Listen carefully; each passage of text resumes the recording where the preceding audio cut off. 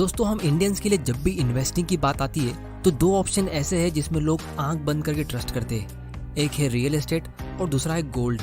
लेकिन real estate में आपको एक बहुत बड़ा अमाउंट चाहिए, तो बिगिनर्स के लिए बच जाता है गोल्ड। और हमारे पेरेंट्स से भी हमें यही सुनने मिलता है कि गोल्ड सबसे बेस्ट और सबसे सेफ इन्वेस्टमेंट है, क्योंकि सदियों से इसका प्राइस बढ़ता आ रहा है और वो हमें दिख भी रहा है। लेकिन फिर कुछ लोग कहेंगे कि गोल्ड एक अच्छा इन्वेस्टमेंट नहीं है, क्योंकि अब हम म्यूचुअल फंड और स्टॉक्स में इन्वेस्ट कर सकते हैं।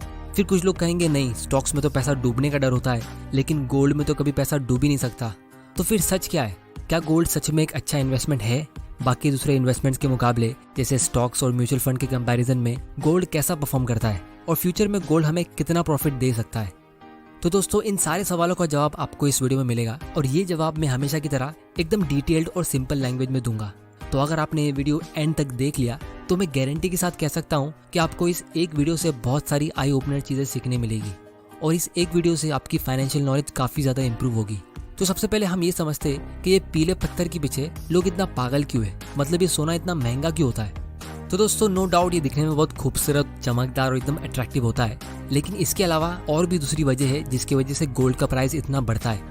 वो ये है कि गोल्ड एक नॉन पेरिशेबल आइटम है। हम इसको सालों साल या हमेशा के लिए घर पे रख सकते हैं। ना इसे जंग लगता है, ना ये सड़ता है, और ना ही इसका टेस्ट या फंक्शन बदलता है, और ये बहुत ही कम जगह लेता है। और सबसे अच्छी बात यह है कि इसको कोई भी कंट्रोल नहीं कर सकता, ना कोई कंट्री की गवर्नमेंट, ना कोई टेक्नोलॉजी, ना कोई कंपनी का CEO। जहाँ हम नोट्स की बात करें तो गवर्नमेंट रातों रात बहुत सारे नोट्स छाप सकती है, लेकिन ज़्यादा सोना अचानक से कोई ला नहीं सकता। हमें इसे गोल्ड माइन से खोद के निकालना पड़ता है, जो बहुत ही एक्सपेंसिव और रिस्की प्रोसीजर होता है। तो गोल्ड की इन क्वालिटीज़ की वजह से इसका डिमांड कभी अचानक से गिरता नहीं है। मतलब ये बात तो पक्की है कि इसको खरीद के रख लेने से, यानी बाय एंड होल्ड कर लेने से आपका पैसा जीरो तो नहीं होगा, क्योंकि फ्यूचर में कोई ना कोई इसे खरीदने वाला आपको मार्केट में मिलेगा ही। तो इसीलिए अगर आपको कुछ भी आइडिया नहीं है कि आपकी सेविंग्स का आपको क्या करना चाहिए, तो आप गोल्ड ले सकते हो। या फिर अगर आप ऐसे देश में रहते हो जहाँ कोई और इन्वेस्टमेंट ऑप्शन है ही नहीं, तो भी आप गोल्ड खरीद सकते हो। या फिर अगर आपको लगता है कि देश के हालात बिगड़ रहे हैं, कोई रिसेशन या वर्ल्ड वॉर आने वाला है, तो भी आप गोल्ड खरीद सकते हो, क्योंकि दुनिया का सबसे ज़्यादा पैसा स्टॉक मार्केट में इन्वेस्टेड है। तो जब भी मार्केट क्रैश होता है या किसी भी वजह से लोगों के दिल में डर बैठ जाता है, तो लोग स्टॉक्स बेच के गोल्ड खरीद लेते हैं। तो अगर आप पहले से ही अमीर हो और आपके पास बहुत सारा पैसा है जिससे आप अपनी पूरी लाइफ टाइम का गुजारा कर सकते हो, तो आप गोल्ड खरीद सकते हो। लेकिन अगर आपको अमीर बनना है, तो अब हम इस वीडियो के इंटरेस्टिंग पार्ट की तरफ आते हैं और ये समझते हैं कि जब इसके इतने सारे बेनिफिट्स है, तो बड़े बड़े इन्वेस्टर्स और अमीर लोग इसमें इन्वेस्ट क्यों नहीं करते। तो दोस्तों गोल्ड की 3 सबसे बड़ी प्रॉब्लम है। सबसे पहली तो ये कि ये हमारे लिए कोई एक्चुअल वैल्यू क्रिएट नहीं कर सकता। वॉरेन बफे इसको इस तरह एक्सप्लेन करते हैं कि मान लो आपके पास पूरी दुनिया का सारा सोना है, तो फिलहाल इस पूरी दुनिया में $10 ट्रिलियन का गोल्ड है। तो जितना बड़ा एक फुटबॉल का ग्राउंड होता है, आप उसमें सोना भर लो, उतना सोना आपको मिल जाएगा। लेकिन फिर उसके बाद क्या होगा? वो सोना ना आपके लिए कोई इनकम प्रोड्यूस कर सकता है, ना लोगों को जॉब दे सकता है, ना वो देश के लोगों की लाइफ को इम्प्रूव कर सकता है, और ना ही कोई देश में डेवलपमेंट ला सकता है। वो गोल्ड बस आपको ऐसे ही देखता रहेगा।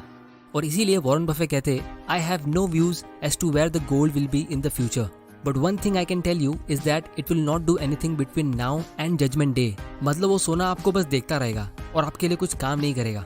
However, Coca-Cola will be making money, and I think Apple will be making a lot of money.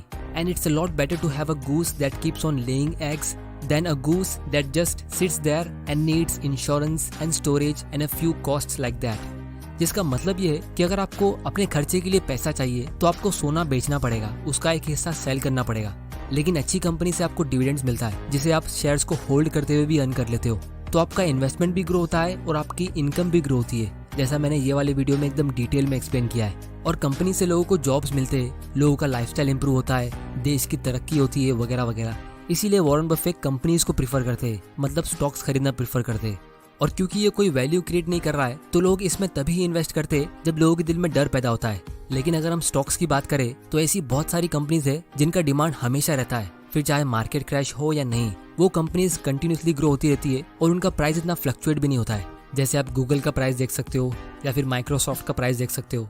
और दूसरी प्रॉब्लम गोल्ड की ये है कि हम इसकी इंट्रिंसिक वैल्यू निकाल नहीं सकते, क्योंकि जब भी हम गोल्ड में इन्वेस्ट करने की बात करते तो हम हमेशा यही पूछते कि भाव कितना है, प्राइस कितना है। कोई ये नहीं पूछता कि वैल्यू कितनी है। और जब भी हम देखते कि गोल्ड का प्राइस पिछले कुछ महीनों के मुकाबले ज्यादा महंगा हो गया है, तो हम समझ लेते हैं कि ये फिलहाल महंगा है, मतलब अभी सेल करना बेस्ट होगा। और अचानक से एकदम शॉर्ट टर्म में इसका प्राइस गिर जाता है, तो हम समझ लेते हैं कि ये सस्ता हो गया है, मतलब ये टाइम पे खरीदना चाहिए।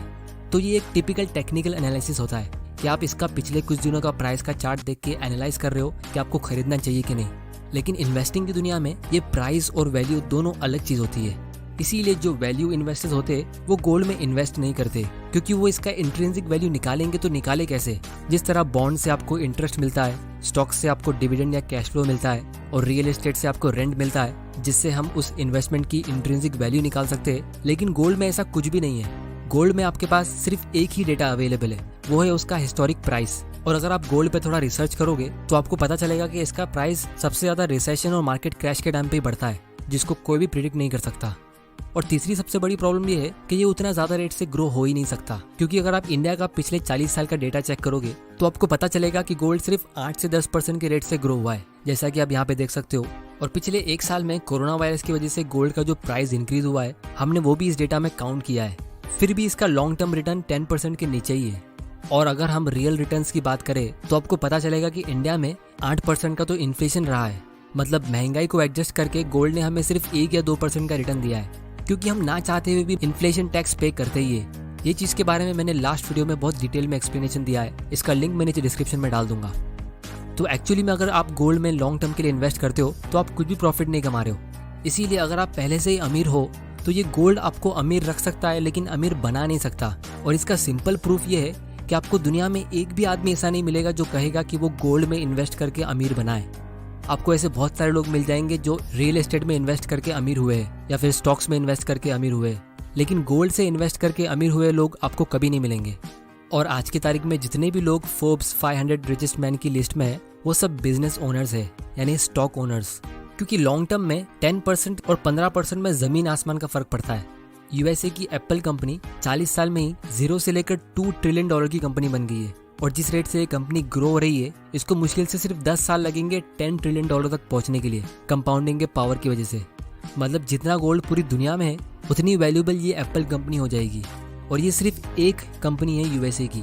आप इमेजिन कर सकते हो यूएसए में और ऐसे कितनी सारी कंपनीज है जो कंपाउंडिंग के रेट से कितना स्पीड में ग्रो हो रही है। और जिन लोगों को लगता है कि गोल्ड में इन्वेस्ट करके उनका पैसा ग्रो हो रहा है, तो वो अपने कैलकुलेशन में इन्फ्लेशन को इग्नोर कर रहे हैं, जबकि लोग खुद जानते हैं कि 10-20 साल पहले चीजें कितनी सस्ती मिलती थी और आज कितनी महंगी हो गई है। तो लोगों को महंगाई के बारे में जरूर पता होता है, लेकिन कभी ये पता लगाने की कोशिश नहीं करते कि ये इन्फ्लेशन क्या रेट से ग्रो होता है और उनके इन्वेस्टमेंट का रियल रिटर्न यानी इन्फ्लेशन एडजस्टेड रिटर्न क्या रेट से ग्रो हो रहा है।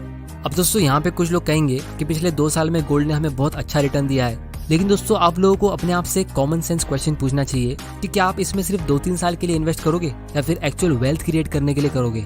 और अगर आप 2-3 साल के लिए भी इन्वेस्ट करोगे तो आपको पता चलेगा कैसे कि गोल्ड का प्राइस बढ़ने वाला है। इसीलिए मेरे हिसाब से गोल्ड हमें लॉन्ग टर्म में उतना ही रिटर्न दे सकता है जितना कंट्री की इन्फ्लेशन होती है। इसीलिए गोल्ड एक बुरा इन्वेस्टमेंट नहीं है और एक अच्छा इन्वेस्टमेंट भी नहीं है। गोल्ड एक इन्वेस्टमेंट ही नहीं है, क्योंकि gold is a real money. 1000 साल पहले 1 तोला सोना एक नॉर्मल मिडिल क्लास फैमिली के महीने का खर्चा कवर कर सकता था, और आज भी 1 तोला सोना एक नॉर्मल मिडिल क्लास फैमिली का महीने का खर्चा कवर कर सकता है। और फ्यूचर में भी इसका प्राइस इन्फ्लेशन के साथ यही रेट से ग्रो होगा, और 1000 साल बाद भी 1 तोला सोना एक मिडिल क्लास फैमिली का महीने का खर्चा ही कवर कर पाएगा। तो इसीलिए मेरे हिसाब से जितनी भी फिक्स्ड इनकम वाली स्कीम्स होती है, जैसे एफडी, बॉन्ड्स या फिक्स्ड डिपॉजिट, ये सब कुछ भी काम की नहीं है।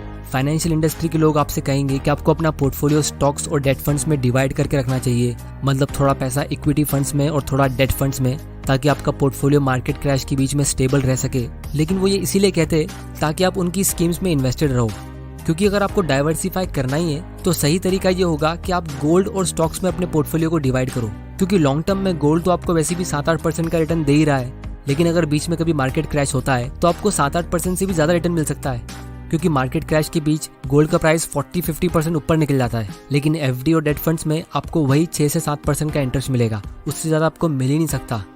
तो दोस्तों वीडियो को एंड करने से पहले मैं सिर्फ इतना कहूंगा कि अगर आप गोल्ड खरीद रहे हो सिर्फ एंजॉयमेंट के लिए या कोई फेस्टिवल के लिए तो उसकी बात अलग है, लेकिन अगर आप एक प्योर इन्वेस्टमेंट के लिए खरीद रहे हो तो आपको थोड़ा लॉजिक और कॉमन सेंस भी यूज करना चाहिए। तो दोस्तों उम्मीद करता हूँ कि आपको इस वीडियो से कुछ ना कुछ सीखने जरूर मिला होगा। तो इस चैनल को सब्सक्राइब जरूर कर लेना और बेल आइकन प्रेस कर देना ताकि आप ऐसे इंपॉर्टेंट वीडियोस मिस ना कर दो। और इस वीडियो को ज्यादा से ज्यादा शेयर करना अपने फ्रेंड्स और फैमिली के साथ, और उनको भी एजुकेट करो कि एक्चुअल इन्वेस्टिंग होती क्या है।